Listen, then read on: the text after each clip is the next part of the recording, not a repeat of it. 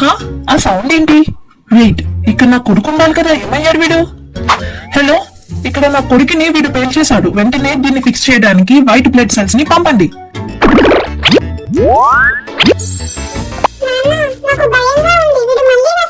నువ్వేం భయం పడుకు నాన్న, నేను చూసుకుంటా కదా వాడి సంగతి.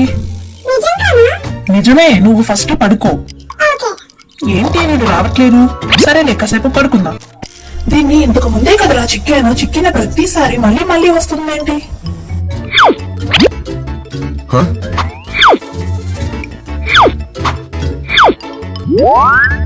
డాక్టర్, నా బుగ్గు చూడండి బూరెలాగా ఎలా పొంగిందో. ఇది పింపులే అంటారా? ఇంత పెద్ద కురుపుని నేను ఇప్పటి వరకు చూడలేదురా అయ్యా.